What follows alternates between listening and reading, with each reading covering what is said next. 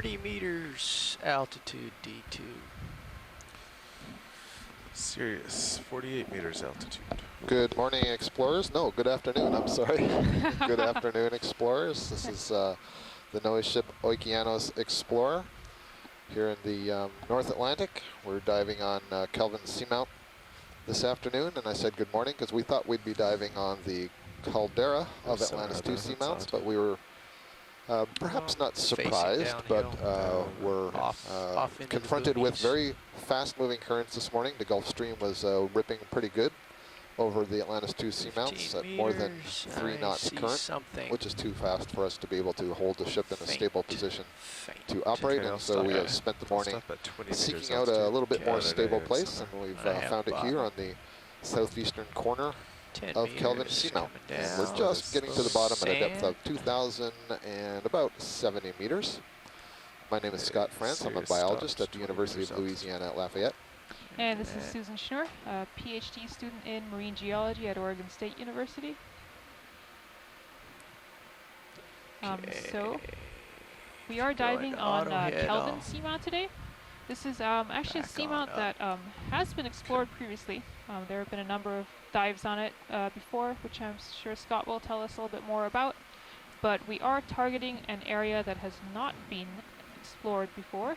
That's sort of on the southeastern edge of the seamount. And what we see looking at our bathymetry, so that is maps of the seafloor, is a very unusual feature that looks sort of like a bullseye pattern, sort of a raised feature, really stands out.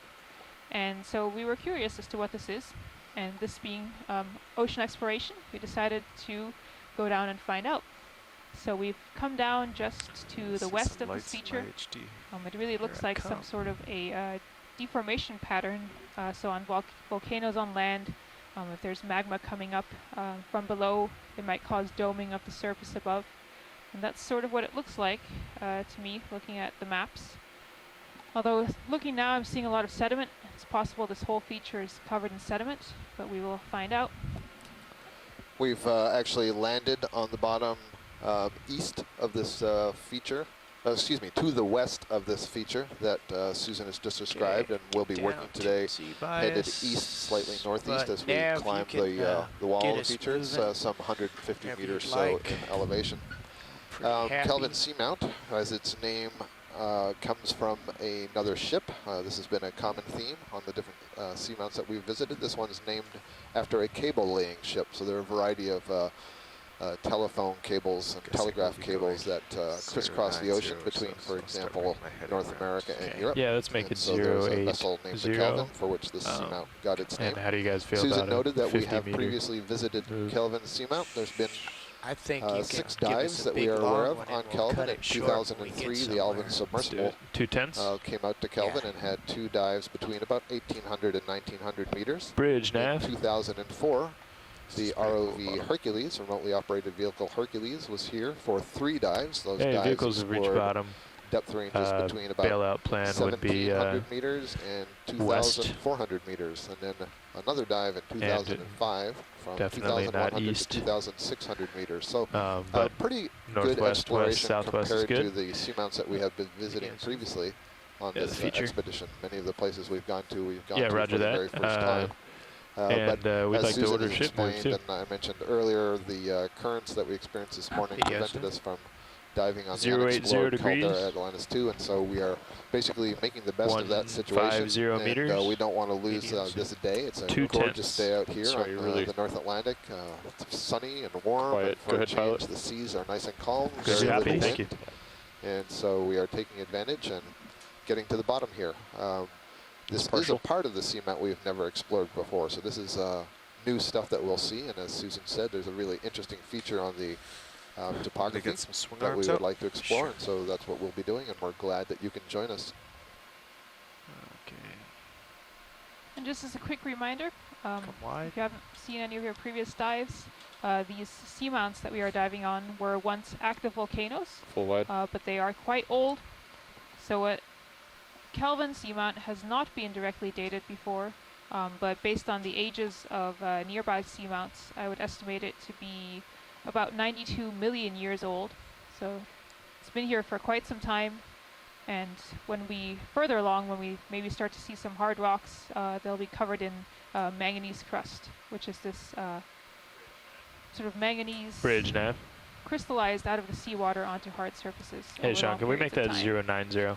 And as we explore the floor here of Kelvin Roger, thank Seamount, you. we have a variety of scientists on shore who co-pilot, are participating in this exploration as well. They are 090. connected to us on the ship via an instant messaging system, what we call an event log.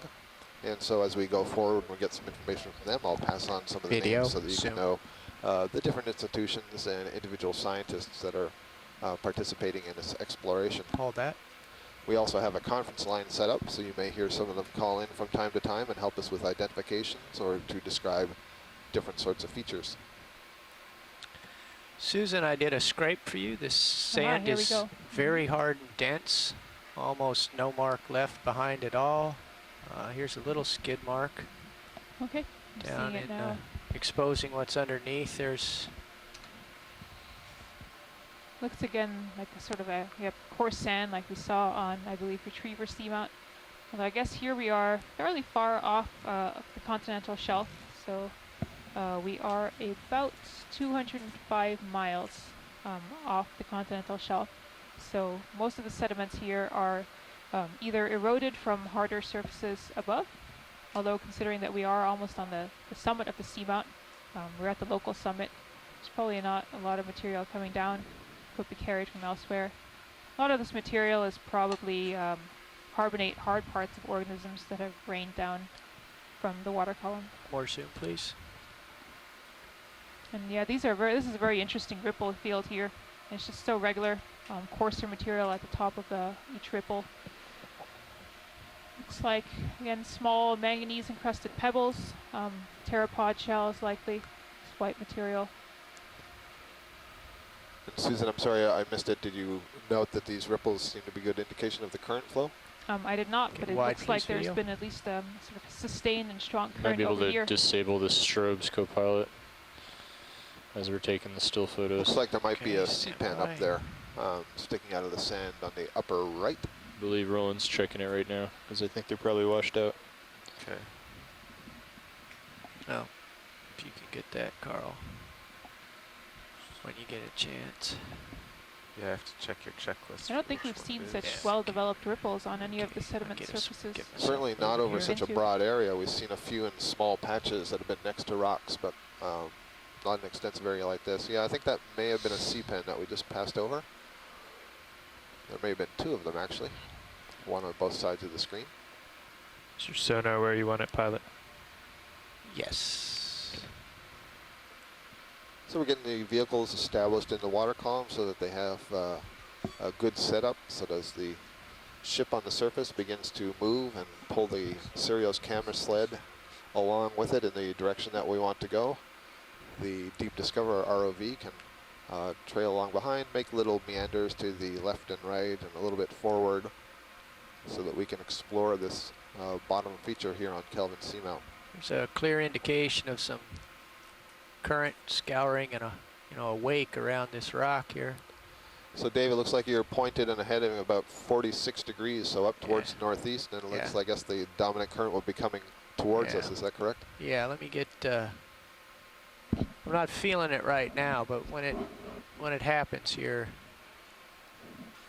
whether it's a prevailing current or an internal wave or what, but something picked up a lot of that dark gravel and redistributed around this one piece here. So I'm square onto it at about 043. 043, and so that's basically looking just to the north of this feature, which is almost directly east of us. And so I wonder if there's some currents that kind of get squeezed through that feature and the rest of the seamount off to the north and west. Yeah, that's definitely possible. Well, I think the relief was about 120 meters on the feature we're heading towards. Yep. Okay, that's fairly significant. Video, did you want those strobes disabled? So kind of an interesting floor that we haven't seen before. So it's nice to see something a little bit different, some of the different kinds of processes that are going on in the deep ocean. Okay, pilot, your swing arms are out. Thank you, Carl. At some point, if you square up, I'll check how the lower ones look. Okay, side lower for you.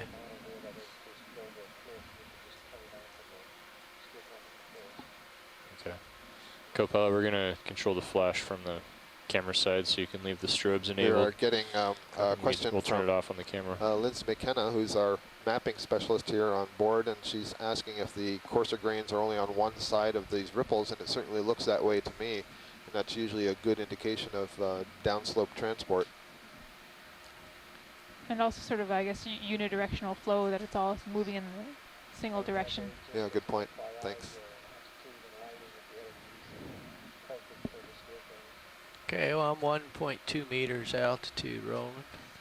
Looks like the port one has to go up a little.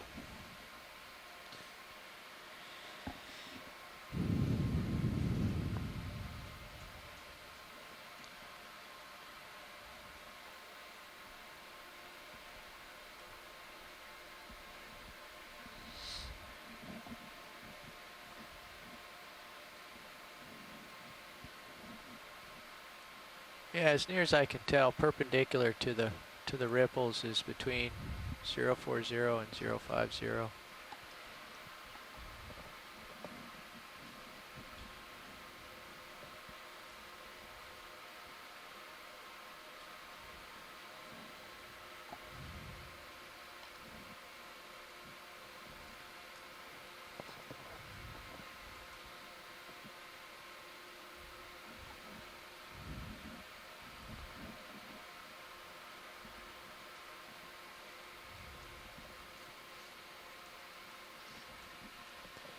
Our depth here is 2,073 meters, so just over 2 kilometers in depth. What's this orange thing here, Dave, in the center? Is this a sea cucumber? I think so. Reddish sea cucumber? I don't know that we've seen any reddish sea cucumbers yet. This is the sort of bottom that I would very much expect to see sea cucumbers on. There's also an urchin, a white urchin in the foreground, very close to the bottom of the screen. Okay, video, we can zoom on this guy. Sea cucumbers are kind of echinoderm, and they are, for the most part, Remember, we deposit back to feeders, which 090. means that they are feeding It's on partial. mud grains, and Affirmative. sand grains I'm on the stable. bottom, Come on in. ingesting it, digesting the organic material that is mixed in with that sand, and then It's full zoom. egesting back or just a ejecting, little if you bit. will, the undigested sand particles. And you can see behind it here, there's a tube or a pile of that Push focus feces back. of that holothurian, and most of that is sand grain. So these organisms, these animals, process a lot of the bottom. They are referred to as bioturbators. A bioturbator is something that will disturb the bottom, overturn the sediments, mix the sediments. These are the sorts of things like earthworms that you really like to have in your garden because they mix down organics and oxygen into the soil. So this is a sea urchin.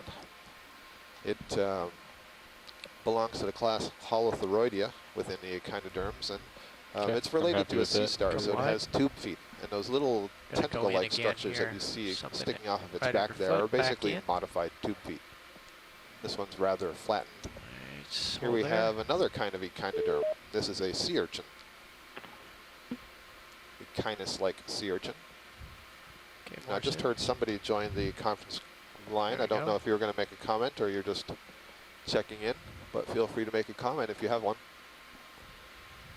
So this sea urchin looks like it's propped up on this rock.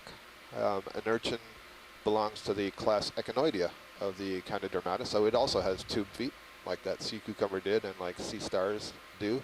You can see those spines. The spines can be moved around on the small warts below them. They have musculature that the spines articulate with. Or I should say the spines articulate with the those little warts down below, and the musculature can move them around. The mouth is pointed More towards zoom. the ground, so it may be scraping some bacteria or other organic film off of that rock.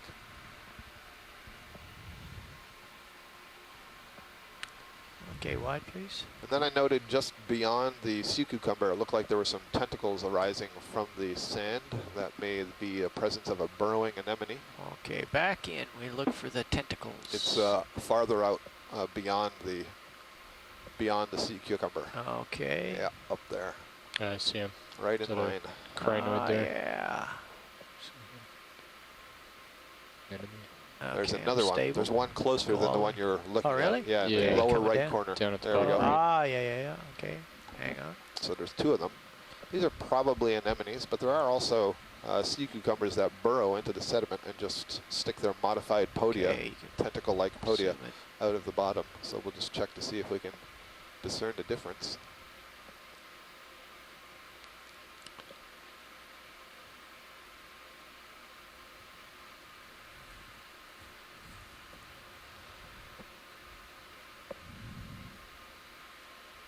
And I'm pretty sure that that is an anemone. It's full zoom. A sea anemone that is burrowed. There's a family of anemones called the Edwardsidae. They're specialized for burrowing into sediments. And they have their tentacles there stuck up out of the bottom in the water column so they can snag their food Just and come ingest wide it. slope. Thank you. It's a nice image there. So there are a couple of those right here. I'm looking straight down at you, pilot. Yeah.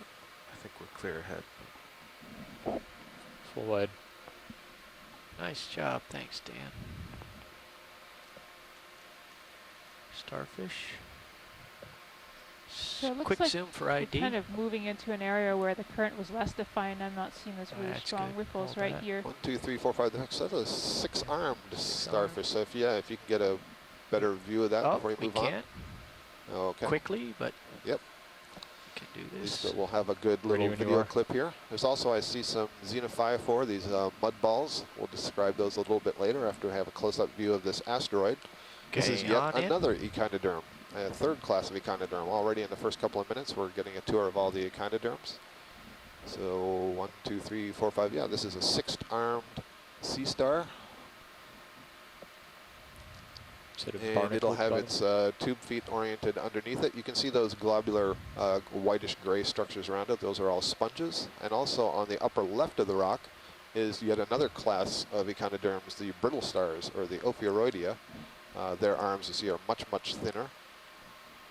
So we're getting a tour of all of these different That's a sea barnacle? stars. No, this is looks like a shell of a pteropod.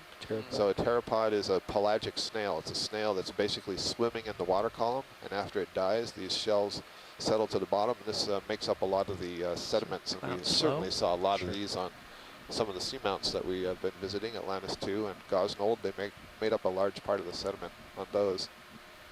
But you can see them scattered around in different parts here on the Thanks, Dan. soft bottom.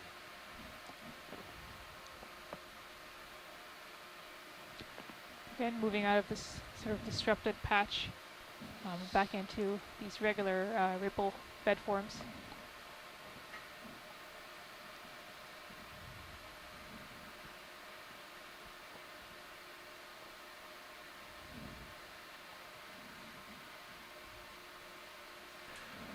A little more than halfway in that move, guys. And we're moving along here fairly quickly, trying to get to some of the steeper slopes Nothing that in the I think will be to the east. Sirius sonar yet. Just flatness. I think we might have C-pen here. What is this? Yeah, Quick I'm zoom? not sure what this is. Up. Oh, Wait a minute, I gotta get my tilt down here. at first I thought it was a fish. Not sure what that was. I was back. Wait a minute. Sorry. It's backed up. That was something. That was an Opheroid, though, a Yeah. brittle star. That thing. Yes. We were both Now looking we at the can same zoom. thing, Dave. That's Yes, a indeed. coral. That is a sea pen. That is an Octa Coral. This is a sea pen, our group of Octa Corals. It's actually an order within the Octa Corals that are adapted for living in soft sediments.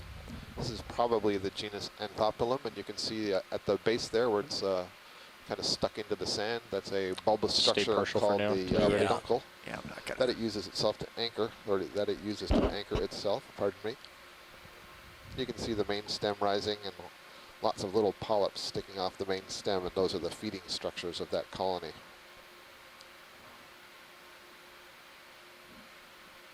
There's something just You would off. in fully the expect to distance see here. plenty of See sea when you pens come here full. on this sort of sedimented bottom. Stay This partial. is a habitat that is very It's just a rock. Let me drive up there. 'cause supportive it's got of some that stuff kind on of it. organism that can burrow its way into the bottom, support itself on the soft substrate. But this is kind of interesting because we have a rock here, and on the rock are other octocorals that require a hard bottom to settle on. So they're kind of a nice contrast Careful. here between the different kind of species that you see. One that requires a solid base on which to attach, and the others which can burrow themselves into sand and mud.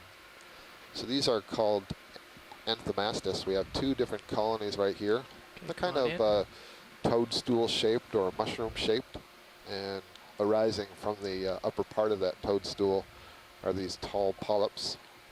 So each of those polyps is Frame it for a few single seconds, then I'll push in. individual. They're all genetically identical. They're all arising out of the same basic want structure lasers for the that frame? arose from a Sure. single egg. And each of those polyps has a ring They're of on the rock tentacles, there. 8 tentacles that surrounds the mouth. And they will attempt to capture things out of the water column, perhaps small crustaceans or organic debris on which they will feed. You can see they're transparent. This is a beautiful view. You can see all the bumpiness on the outside of the polyp. That lower polyp you can kind of see in between, in among all those tentacles. See the tentacles have these little side branches to them. These are cnidarians. Octa corals are cnidarians, so they have stinging cells associated with them. So there should be lots of stinging cells associated with those tentacles so that they can grab onto the little plankton that are swimming by and ingest them. That's a beautiful view. You can see there the 2 lasers. Right. Those lasers are 10 centimeters apart to give you some scale. Full wide. So you can Thanks, see Dan. those colonies are perhaps 6 centimeters in diameter at the upper thick part there. Very nice.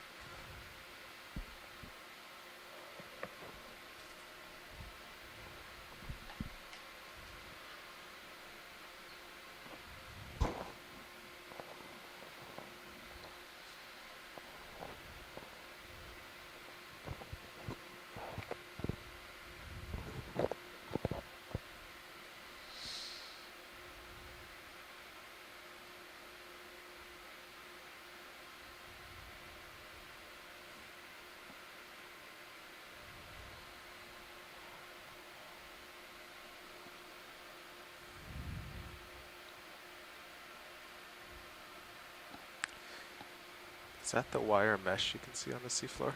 It is. That's cool.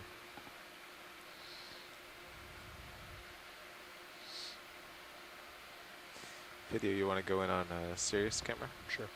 Ripples here seem still fairly regular, but almost a little bit more disrupted. You see You'll that see that grid there in the seems bottom? to be a little Yeah. bit of flow covering up The lights are going that through the coarser, mesh. darker material that's sort of on the lee side of each ripple.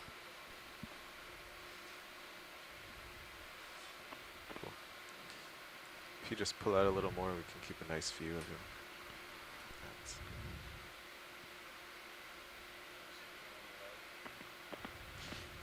Can you see the lead from here? No, I doubt it.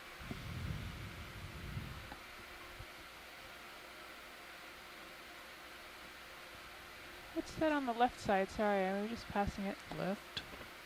It's We okay, have you can't time. get it. Now we have time. I'm sprinting and dawdling, sprinting and dawdling. I couldn't tell if it looked either a sponge possibly growing over a rock. It's hard to tell. Now there will be an ops meeting in the forward lounge at this time. Ops meeting in the forward lounge at this time. Okay, let's come in, Dan. Really not sure what this Maybe I'll is. frame it up. There we go. Today's a good day for beauty shots from Sirius. Ah, sponge, yes. Sponges are often growing over the rocks that we've seen on pretty much all the seamounts. They're really abundant.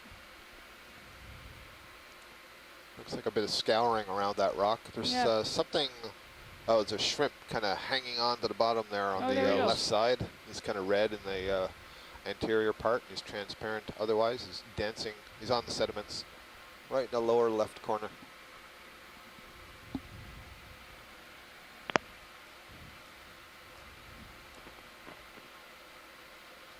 He's small. That was full zoom. It's a little guy. Do you have a small target, consistent target to your Yeah, that's full starboard, wide. Dave? Okay, see if I can Should be. work my way over there. Yeah. Do a little pirouette for the camera too. Okay. Susan, I Probably had a stepped rock. out there. I don't know if you had mentioned a nice view on the Sirius Since the camera water's so on, calm, might feed be a 2. neat You can opportunity to get a close-up. see the of ROV the, really sea close poke to the use. bottom. Yeah, I see it off to your port now. Yeah, I was just Video, if you zoom out just a bit more. Sure. showing off for That's Oh it. yeah, I didn't realize Sirius was in. okay, just coming up. Nice, dead ahead. Yep. Not much of one, but It's a rock. It has just a smidge of a shadow. Oh yeah, you can see it in Sirius. Starting to come in. There it is. Again, little isolated boulders here and there. Bigger one coming up ahead of us. Something. Yeah, you can really see the trail of Oh yeah, there you black can. behind this one. Shortly, I will have to ask our fish biologists on shore why we're not seeing fish. Oh. Oh, never mind. There we go. Never mind. Ready to zoom when you are. It's magic. Why are there come no in corals? slow. I'm just trying to encourage. Just a little bit. Just don't let him go out of the... Oh, You What was touched, that? you touched him, Dan. You touched him with the edge of the screen. And he jumped. Okay. Hopefully that was enough for an ID. We'll It looked like give us an eel to me. Randall Singer, who's joining us online from on shore in the chat room, suggests that may have been a Synaphobranchid eel. It's a cutthroat eel, I believe is a common name. Does look like there may be some brittle stars or something on this rock here. I see a lot of short pink arms. Some sort of stalk on there too. Yeah, there is some kind of stalk. I wonder if that's looks like it was something and is now dead. It's kind of brown or blackish. we will investigate. So you can There's sort an of see the urchin. way, Sorry, go ahead, Sue. also, sorry, just the way the current's coming around. I guess it'll be the side of the boulder that's facing us. There's a little bit of a diffraction pattern the way sort of the current has come up against the boulder and then Yeah, and pushed the off to the sediment side. ripples. Yeah, it's really cool. And then the material seems to be deposited on the other side. Okay to zoom. So I see an urchin on the left side, and I see a couple of brittle stars, one moving along there on the left side, and on the right I see a stalk of something, now Right, dead. brittle There's stars a on the move. crinoid high up on the stalk. we zoom in on the this brittle is, star? interesting. Yes. That's the, let's see, is that Left. our fourth or fifth? Have we now seen them all? We've seen crinoids, asteroids, opheroids, holotheroids. Which one am I forgetting about?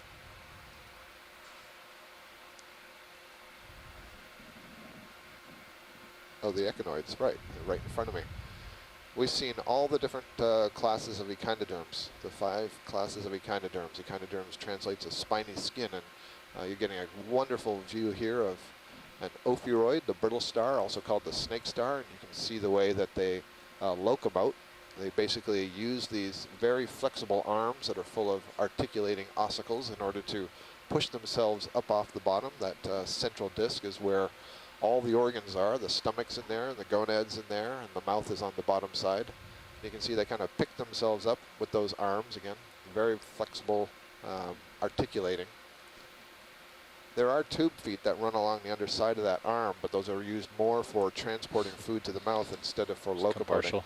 Yeah. And then we have a sea urchin there. That's one of the echinoid echinoderms, echinoid echinoderms. So that also has its tube feet, and it can move around its tube feet. It also uses its spines a little bit to sort of push itself around. Okay, we can go way back in now.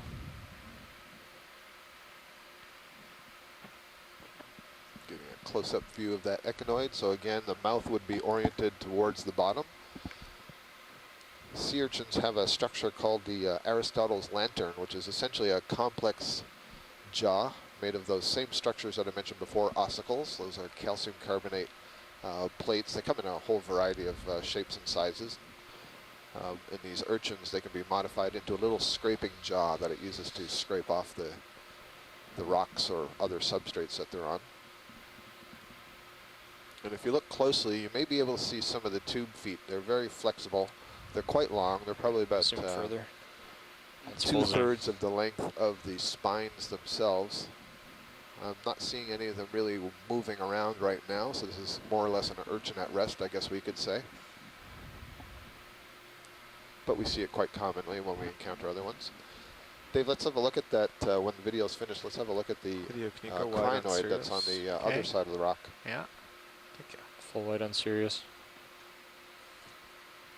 They stay in there. Dan, I'm just So, going to ooch over for the We're going to crinoid zoom here. in here in a second, and on the upper end of this stalk that is sticking out of the rock, we're going to see a different kind of echinoderm. And this is called a crinoid. The common name for the one we're about to see is the feather star.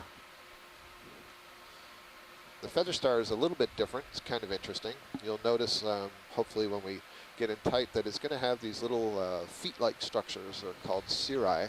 Has a whole bunch of them coming off of that central disc, and it uses those cirri to clutch onto the bottom. And so we don't see it. We're actually looking from the sort of top down. So those cirri are on the back side, and they're wrapped around that stalk. But you can see the arms that are extending from the central disc the same way we saw in that brittle star. And we're looking right down into the mouth of this thing. And so the first difference that you should take from this is that the mouth is oriented away from the bottom, unlike in that sea urchin and the brittle star and the sea star. All of those have their mouths oriented down towards the bottom. So this guy is a suspension feeder. He climbs up on different sorts of structures, sticks his arms out into the water column. There are small tube feet that are in those arms and in the little side branches on the arms, and they will kind of flick little particles of food into a groove on those arms. And then the food will be carried down along the groove towards the mouth, which is right there in the center. So a beautiful view of a crinoid feather star. We're having a great tour of the echinoderm. So if there's any invertebrate zoology students that are tuning in and you're covering the echinoderms, you're getting a great view of them. Can we zoom in on the base of this rock again really quickly before leaving? Just give me a second. I gotta check on something here. Just had a request from on shore to take a look at something. Flat. Yeah, I can live without it, but I think I've blown a fuse. That's annoying. Well, we're going to do a quick video change anyway. I can live without that. Still mobile. I've brought my heading around 45 Okay, let me get back where I belong.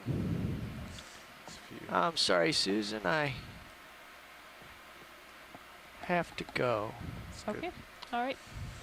We'll take a look at some of the recorded footage. That might answer the question.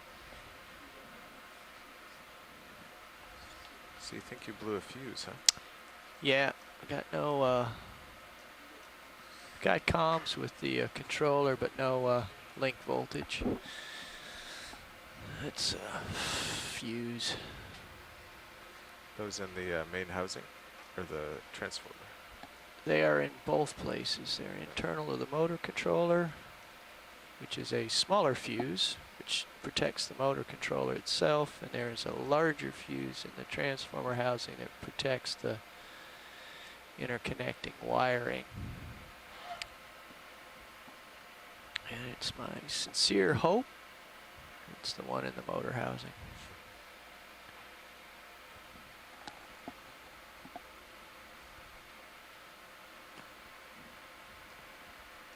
Okay. Hello, Dave. Spot out there now. Hi, Roland.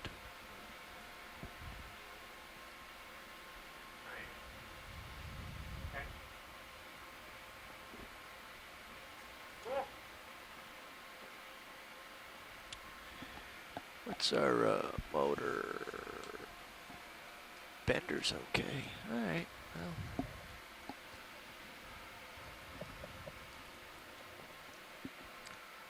Motor insulation resistance is down to 7, and now it's back to 29.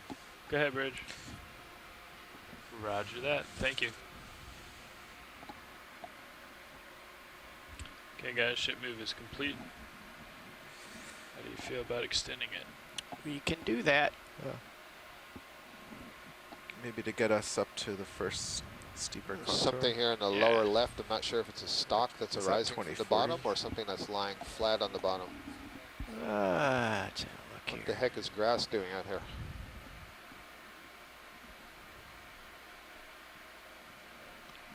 Could be a manganese encrusted coral branch or stalk.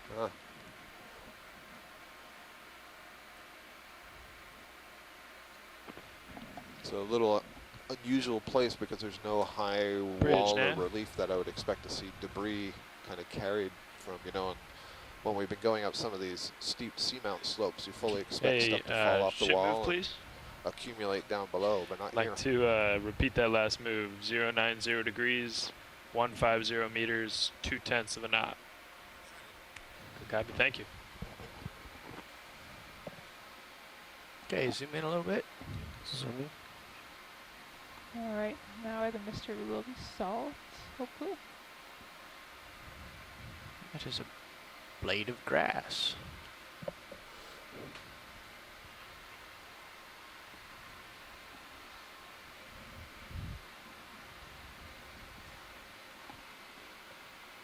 Grass, huh? Either grass or a plastic band. Yeah, it looks like Plastic plastic band. strapping to Are me. you I just- sure? I mean, Well, wait a where would minute, now grass let's- come from out here? Let's look up here Yeah. because Yeah, it looks it's to look like be grass. Yeah, it's frayed at one looks end. to be. I'm kind of blowing it around here, but it looks to be some decay. Well, perhaps that's a piece Oops, of zoom out. seaweed that's been carried some distance by the Gulf Stream currents here. Doesn't really look like sargassum, which is the No. floating seaweed. So it, It's that like means it has to have eelgrass. come from the coastline, if that's what it is. Yeah, that's interesting. Yeah, I'm almost seeing at the end of it, it's a bit lighter. Look to be some fibers in it. Okay, let's look at Is that this a end. worm in the foreground? Oh, that's the arm, I think, of Yeah. brittle star that's buried. Yep. There's a couple of them.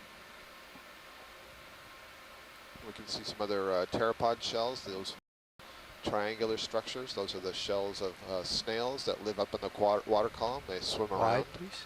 sometimes called sea butterflies.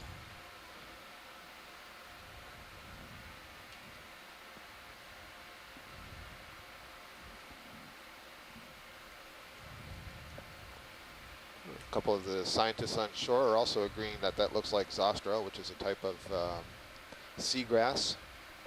Are these cup corals? These look like cup corals, just off to It's the bottom also right. odd, yeah, bottom right corner. Maybe this is one in the center. Yep, Yeah, this here's looks a like better another one for you, Dave. Interesting. Oh, that's interesting. Slow zoom.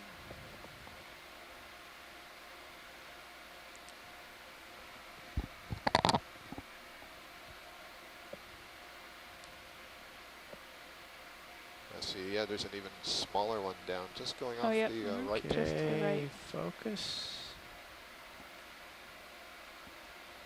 I don't know if that's a cup coral or an anemone. Right, that's what we're going to find out, aren't we? Dust is blowing in. It sure Yeah, looks like that's me. the shape of a coral from this distance.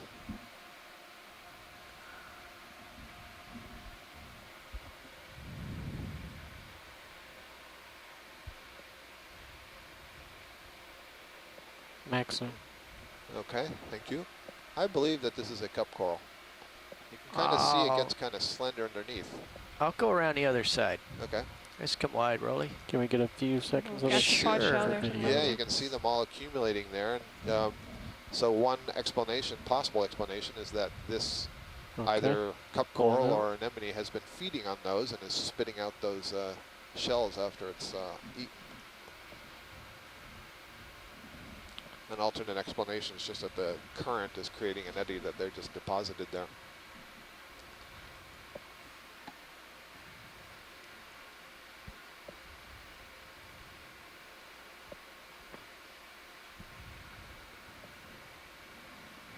There's something about the transparency of the tissue and the thickness of those tentacles that just said cup coral What to is me. that bright white thing? It looks like a cup. Yeah, what's that white thing? Oh, no, I'm not going to go puppying off just yet. Don't do it, Dave. Don't do it.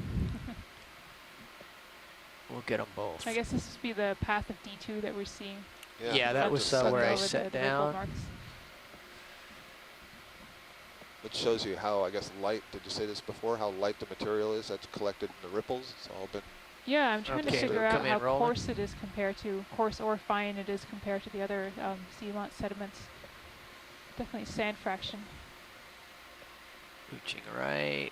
Doesn't seem to really show us any more in detail except for the little Well, I bit of don't- the yeah, base. we can I don't see see the any column. No, I don't see any the sclerites. the septa, you mean? Septa, Right, yeah. right. But, you know, the septa are different in different species, and so, you know, we're really used to seeing those desmophyllum, which have those massive septa. There we go. Well, I'll tell you, we got some I'll get beautiful it dialed images in of here it, in a second, Roland. so we will There you certainly go. keep those and send it on to our experts, but I'm willing to chalk this up as a cup coral. You see through that, well, I was going to say that one tentacle, We're sort of looking head on to 3 tentacles, one which is pointing out towards us, and the 2 flanking it are upright. That upright one on the left looks like there's a septum right underneath that tentacle standing up. Unfortunately, our cup coral expert, who's been with us the last couple of days, Rian Waller, is traveling today from the Mystic Aquarium, where she has been watching, back up to her home institution at the University of Maine. And so she will tune in later in the day, but she is unavailable right now. Okay, what's that white thing? Just go back in. Just from here. It's like a Xenophor and then a Shell. bivalve shell here. A sponge, isn't it? Or is it a sponge? Yeah. What do we got?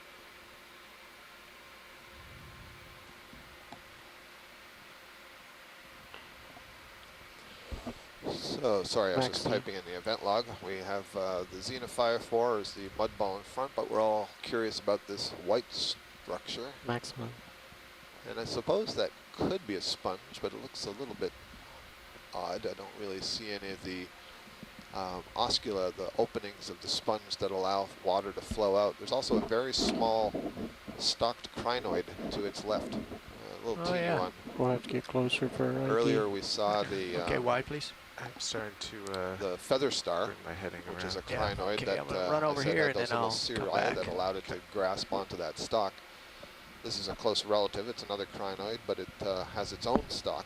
And Should so it's also the do stalk with that's lasers. either anchored in the sediments or is With attached lasers on to for a while. hard parts. Okay, here we go, Roland. Coming left, stand by. Interesting texture to this thing. Oh, I know what that is, I think. Hold on. Maximum. Is that a bivalve?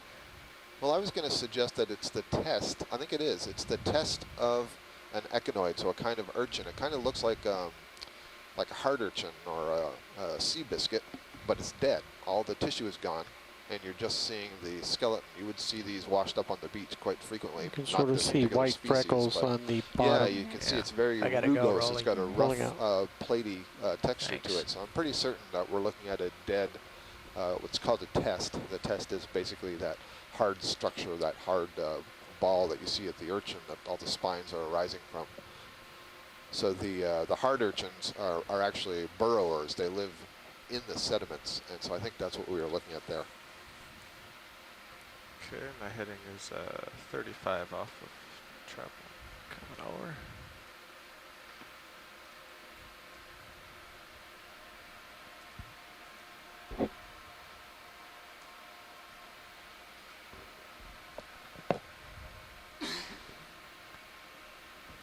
The other structure there that you saw associated with that white test that we were looking at was a Xenophor, which is the mud structure. We can call it a house if you want, the house of a large single-celled organism called a Xenophor.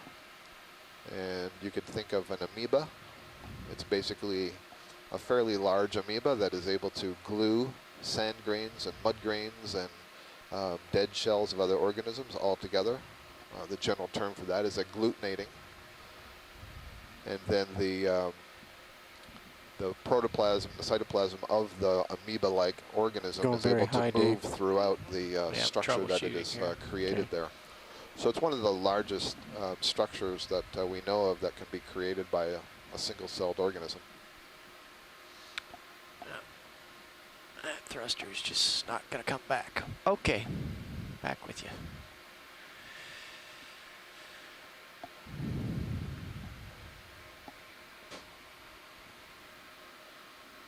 So for the engineering log, aft lateral DC link voltage fail.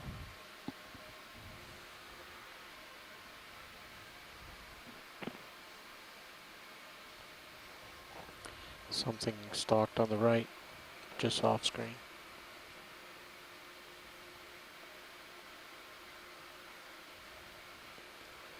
Is that it, or is I No, see a there's a sea large, star. Close by. large sea star in the background, maybe Star in the back. sea pen in the foreground. You can see it's kind of curled over, a little bit like a question mark. That's kind of a characteristic of some species in the genus Enthemastis of sea pens.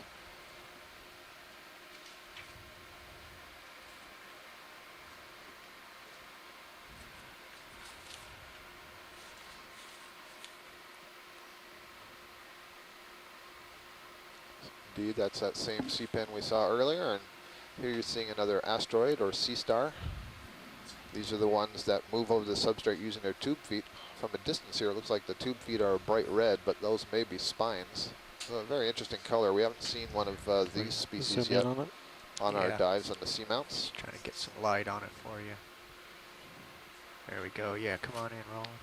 Do you like where the swing arms are? Maybe something, there's a name floating around in my head, porcelain asters. Light further this out. is perhaps related to that, or the Goniastridae, and I'm looking at those sort of large plates that are on the outer margins, but you can see these have really well-developed tube feet. They're really quite long and red, plenty of light. Flexible, and you can see that the whole animal is kind of propped up over the bottom on its tube feet. And you can see the tube feet have musculature associated with them, and they're kind of marching along there, carrying the animal towards us. This is a beautiful view of the way that these sea stars move. Looks like it might be picking up stuff. The tube feet themselves are part of what's called the water vascular system. All echinoderms have a water vascular system. And if you could look on the inside of this sea star at the top of these tube feet, you could imagine there are these little bulbs.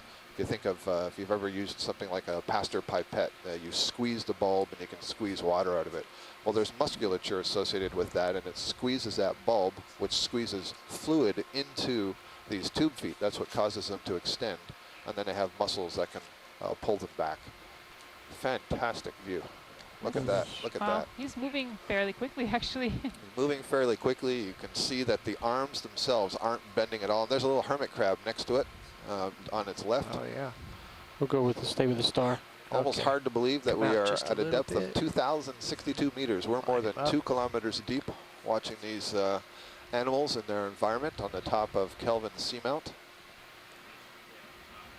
You can see these sea stars can, as Susan just said, they can motor over the bottom pretty quickly. And remember earlier we were looking at the brittle star, the Opheroid, that was using its arms. And it was using its arms to sort of push itself over the bottom and sort of twist and turn those arms to carry it forward. Sea stars are very different. Glide along over on their tube feet. Sorry, Roland, I got bounced. I've run out of tilt. Excellent. That was a great view. He's coming for me. Almost looked like he was leaving little marks behind as he moved along. Oh yeah, did you see the little tube feet tracks? I think so, yeah. Hi, Chris. Isn't that a great view? That's a gorgeous animal. Yeah. I think that is called Plutonaster. Plutonaster. It's in the light now. Yeah, Plutonaster.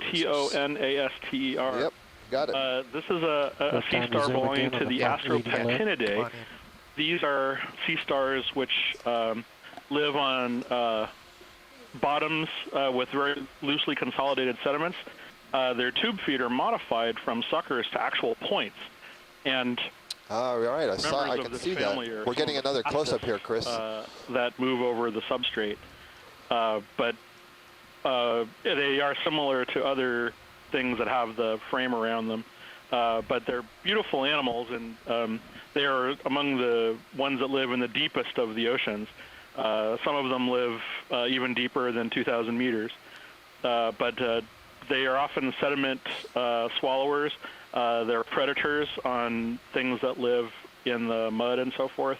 And very rarely have I actually seen one moving like this. So, yeah, Chris, if you look at this, definitely a cool shot. So thank you. Yeah, stay on the line for just a second, because if you continue to look at this, you see one disturbing a little brittle star there. The brittle star is kind of racing out ahead of it.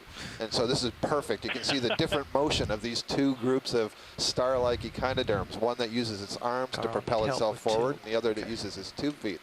But Chris, what I wanted to point out here, you were just saying that it has these pointed tube feet that I would have thought would be used to be, kind of inserted into the soft bottom and move along. But what you can see is it's actually using them flat.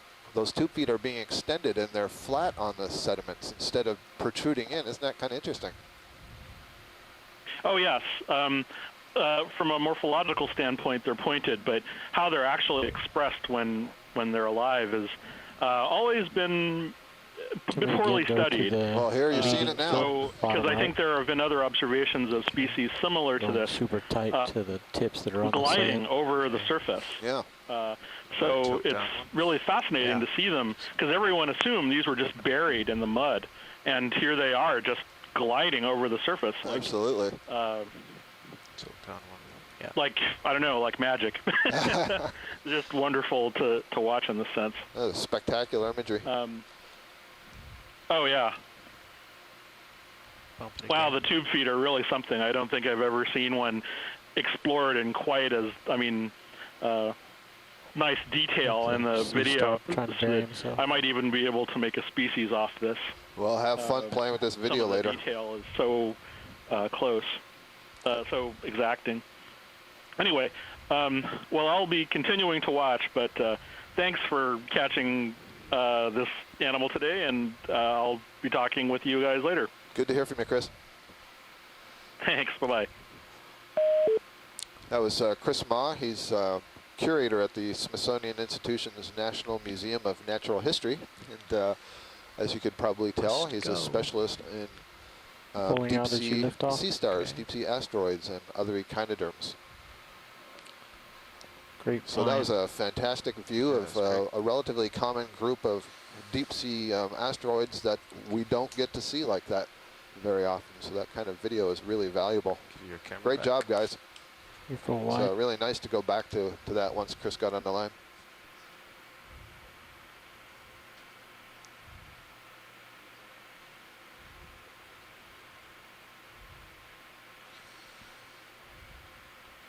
There you are behind me. Are we coming to the end of the Another watch? You guys want to fly? possibly down Where there. are we? Yeah, I Lost think track we're of time. We only got 1 minute left. Oh, catching up just a you little guys bit can't here, let me so. bogart this. Got to speak up. You're having we fun. just flew over what looked like maybe a 10-arm star, Yeah. but you were Oh, sort over of there. Yeah, I Going was pretty good, behind going the too train there. I'm getting in position for the next watch here. It looks like some more topography here. I can't quite tell if it's lighting, but it looks like there was a little bit of a ridge below us.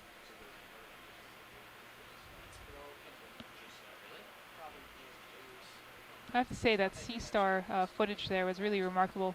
I think that if we see nothing else really striking today, that was definitely worth it. I agree. That was a great view, and obviously Chris was really intrigued and excited by that view. We Is have that a a shrimp fish or swimming. shrimp? Yep, that's a shrimp. Aristopenaeus.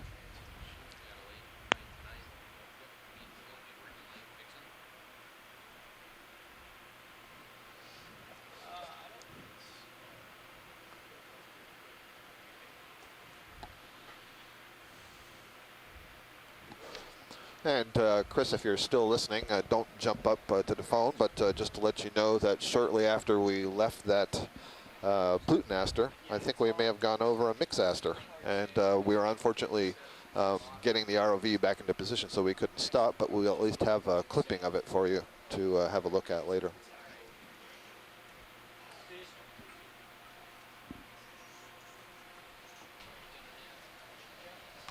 Yep, fish was on one of the side cameras, I believe. just missed a fish. Oh, and then the Sirius view just going off Nicely into the darkness. done. Yep, just missed that.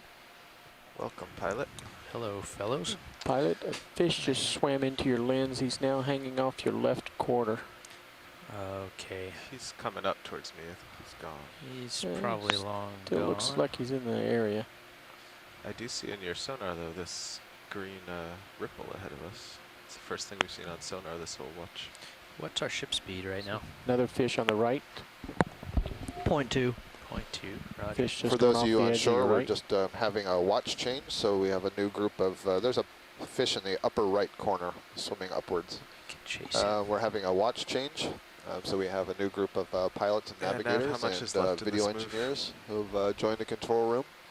And our positional information. Should be a little less than half. If you want a home, you can, I think if you have a Half look of at what? stream number 3, you'll see what's called a quad screen. And in the lower left corner of this quad Left screen to go. is something Yeah, called the how high left to go? pack. These fish have been And the very high pack fast. shows you where we are in space. It's got a bathymetric map. Maybe and about one of the 50. things you'll see is we're 50 meters starting left. to come to Okay. where the Yeah, you're right. contours There's are bunched two. There's together. one straight which is ahead an as well. indication Copy. that the Not sure if I can get Probably that. let me the zoom. topography is Yeah, going to get a he's little already bit way off to steeper. my We're going to left. be moving up slope, and The one that you I can was see on the trying to camera right chase, here. so It looks like we're at a They've little all bit been of a moving ledge fast. There's in two the up in your sediments here. screen. Go This is ahead very and zoom interesting. in on It's center. so regular. There's Maybe we very get a well-defined twofer. bottom and Three. well-defined top. Unless Such it's a break. shrimp. That's Interesting. a shrimp. We're seeing some fish here, some cusk eels and some shrimp swimming by. Did Dave note any current, guys? Any current on the bottom? It doesn't No, seem like it, but I've been didn't moving mention it. fast. Pilot, we didn't hear anything from Dave about the experience that he was experiencing current, but we can just see these ripples, so we know at least sometime there's been something moving through here. Yeah, and I saw that rock earlier that had a real wake behind it. Yep, real scouring It's going like- on. So we're heading east. That means the current is westerly, pretty regularly westerly current, Or right? coming, Some we think it's coming sediment around this ditch. feature, so maybe coming around from the north. Shrimp, Oh. upper left. Yeah, and it's interesting Of actually what your Jason HD2. Shader, one of our geologists coming on down shore into your at the HD1. USGS Okay, pointed I'm gonna out. just If float you look up above this little clip and here, the orientation of the ripples has actually changed. Take it rolly as They're you actually can. perpendicular to each other, I Try to believe. keep it there. And we'll be able to examine that a little bit better soon.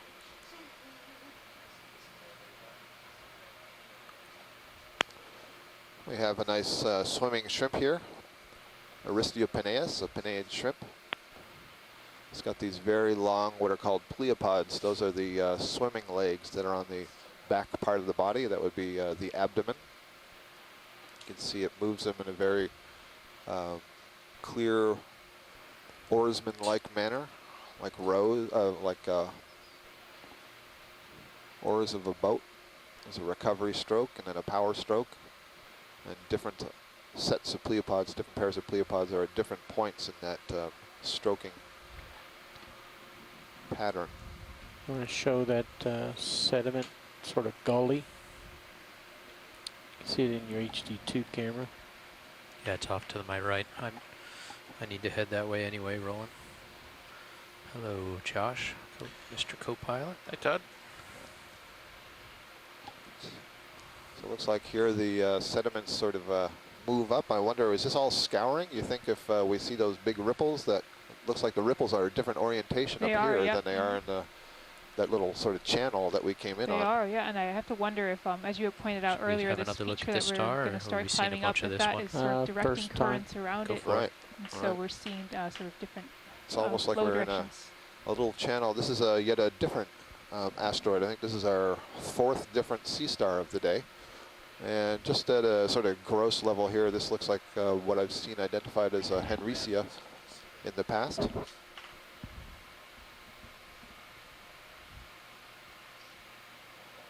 This one's certainly not as active as the last sea star that we were just imaging, but it would still have tube feet tucked underneath the arms there. Great view on Sirius of the sand waves. Yeah, Oh, look yeah, at that. the orientation, that is And you beautiful. can see it changing.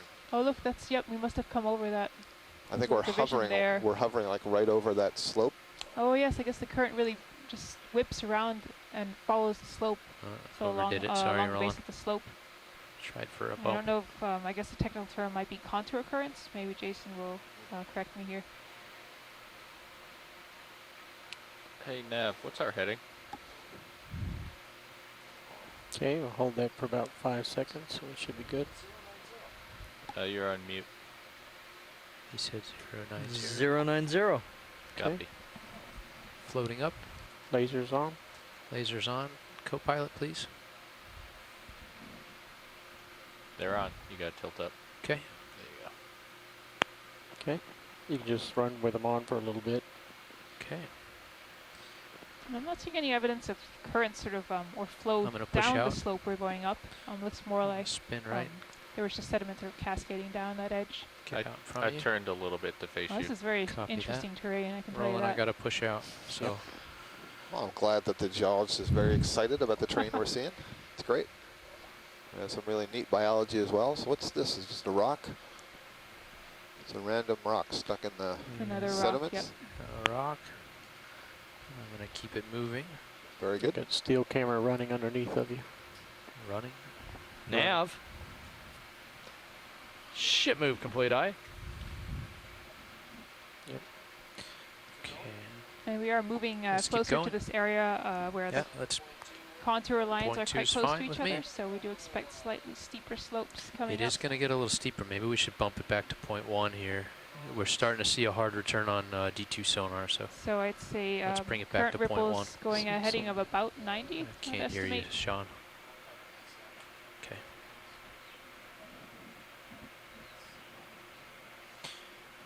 Interesting ripples in Sirius's view. Creature making it maybe the white thing ahead. Starting to get some returns on You good with a 50-meter move there, pilot? 50 meters of 0.1. That puts us right. That'll put us. Let's do push 20 or out for 30. a I second. was going to. I was Yeah, looking so I'll pass at on that. another comment here again from White There's object. something up Jader, one of ahead. our shore-based scientists, that Sure angle. you should note that the shape of the ripples here has also changed. All right. Well, I'll go Like, ahead whereas and put us in before we were seeing a these 30. really Then regular how's that? lateral ripple marks. Now they've become a little stand more by. irregular, One on the ship move. going on Standing sinuous. by. And I think I see hard rock. Yep. I You can see it see in an the outcrop. Sirius view very nicely. I see a large sponge as well, I think, Oh, yeah. arising. So we've come up to this, the base of this feature just that for a we few had minutes, they're gonna work this decided we over. wanted to explore. No worries. No worries. That looks like a Something orange barnacle. colored. Yeah, you think that's what one of those large barnacles that we've been seeing? I don't know. I'm Oh, guessing. it's- I'll let That's you good to make guess. the call. That's good to guess. I see a little bamboo Looks coral like there a- too, just to the Looks like left a, of the left laser. And is that a bottle brush type? Very coral? good. Bottle brush Chrysogorgia, also on the rock. ready for a snap. Go ahead in. I've got the coral centered. Let's look at the coral. All right, so we have a very small bamboo coral colony. This is the white whip that you're seeing arise from the left side of the rock. You can see that it is was attached to the rock. It began to grow, and Oh, then those it walking was sticks. growing laterally, and it's curved upwards. We're looking at the top of that colony right now. It's the one on the left side. It's white, and you can see that the polyps have a pink color. That pink color is just around the mouth, and then extending into the body is the pharynx. So there you can see that it originally settled, See, you're still grew settling, off co-pilot. the rock laterally, That's affirmative. and I'm then still as it swinging. grew a little bit of a distance, it started to Gotta curve pull up a little upwards. So bit. those Okay. structures that you're seeing It's a bit of a extend off the return on skeleton, the those Sirius are sonar. called polyps. And 40 each one of meters those out, has a so mouth surrounded by definitely tentacles, slopes and it's up. those polyps that will secrete the calcium carbonate to make that skeleton that you see there. This is a colonial animal comprised of many polyps all attached to one another. It's a little bit hard to see, but they are connected by tissue that is surrounding a white skeleton. On the right side here, we see an old skeleton, long dead, and there are a couple of brittle stars that have climbed up it and wrapped around and are hanging their arms off in the water column to feed. And there's some kind of snail there, Todd. If we can just go back under the brittle stars. I'm not sure if it's a snail or a hermit crab. Okay. I'll work it back over there. Very good. Did you guys do anything with the deadband on the tilt? D2's tilt rotator? Seems like there's a bigger deadband today. I am not sure if that was adjusted. So you can see just underneath that lower brittle star, there's a little snail shell. And the question is that a snail or is it a hermit crab that has taken over that shell? And I don't see anything that looks like crustacean legs right now, but we did see a hermit crab earlier today, didn't we? Yep, we did. Yeah. Would you like me to rock over to the right? Where I think actually there was some red staining it. Yeah, there was. And as you were coming in, I was kind of looking at it. I didn't see anything living there. It just looked like the staining at the base of a previous holdfast of some White. coral.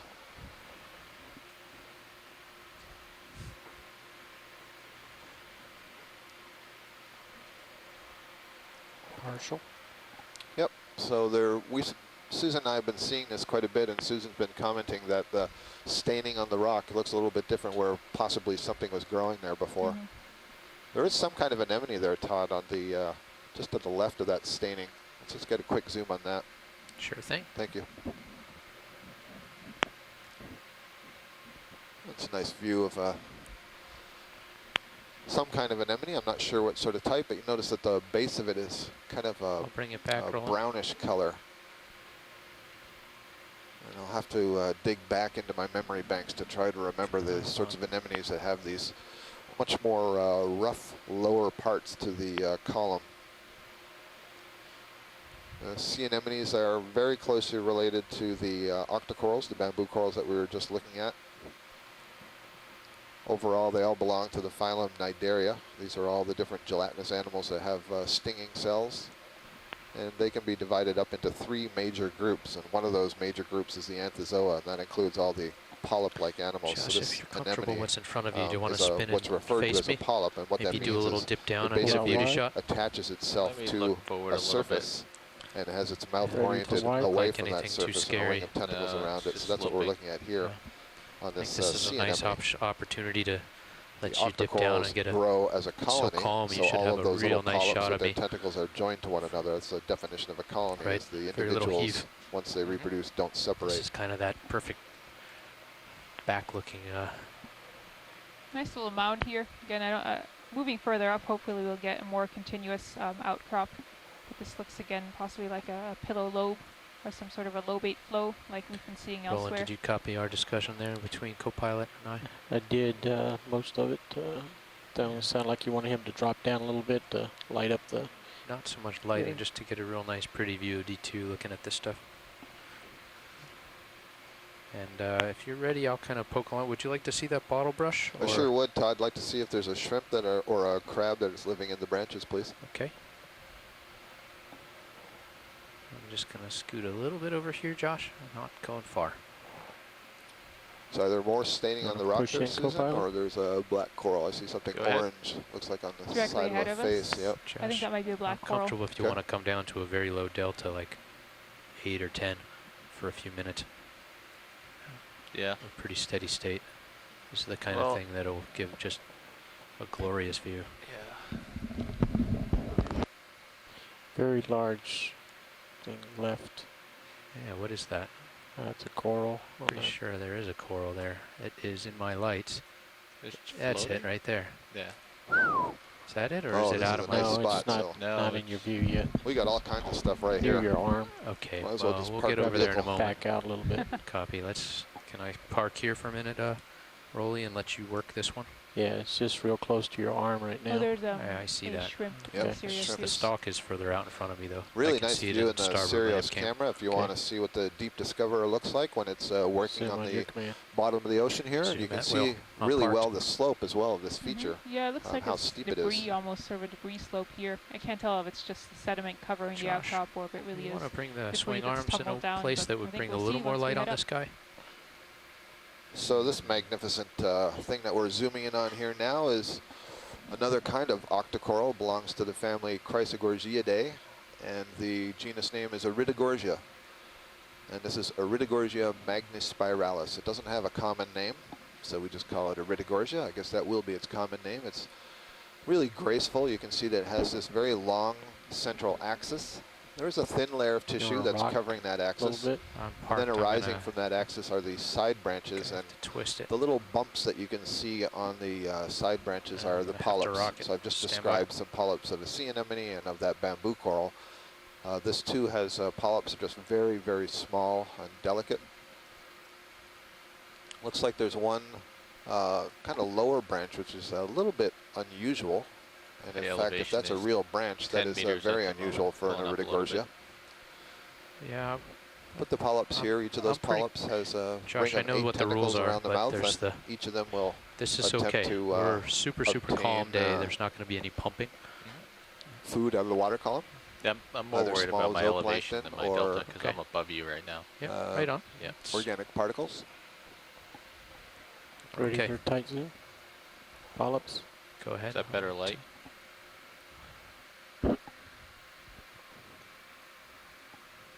I'm going to try to work it a little left, Roland. How's that? It's good. For science, you can turn Tough. off the lasers if you want them off. Okay, I'm going to hold that, Roland, if you want to go tight.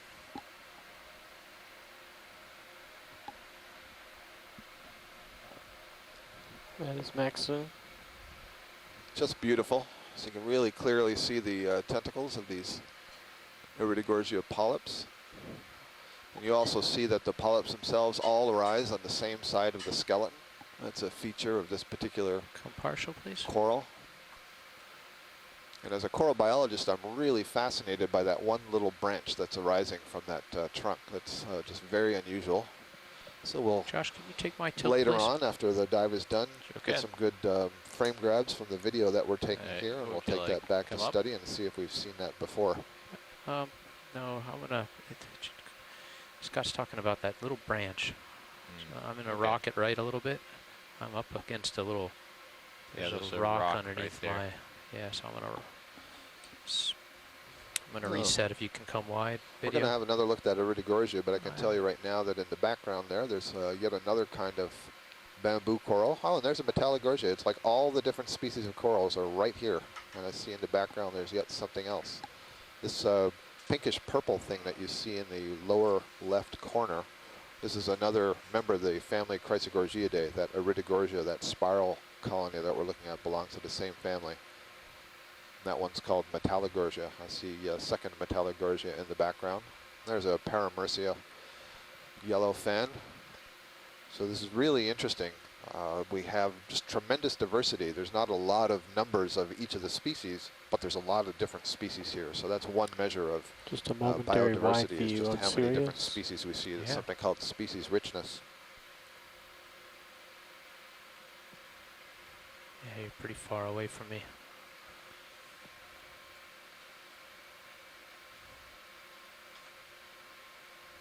You want to take a look around, Josh, while everything is stable?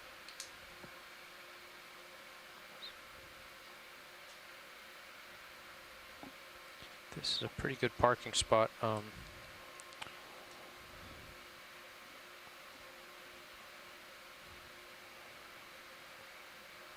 Sirius is really lighting that area up nice.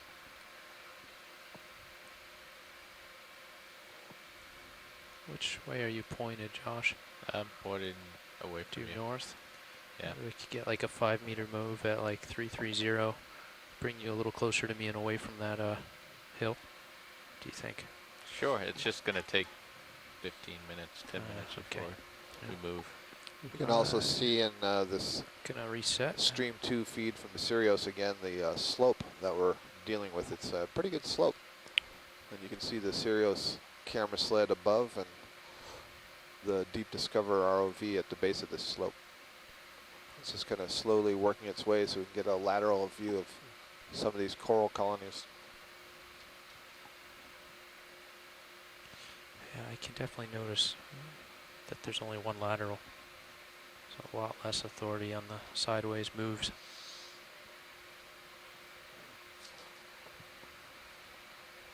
Going to get this one here. I think we're set up for it. That would be nice. Want to push back in, Josh? Sure. We'll go tight to his subject.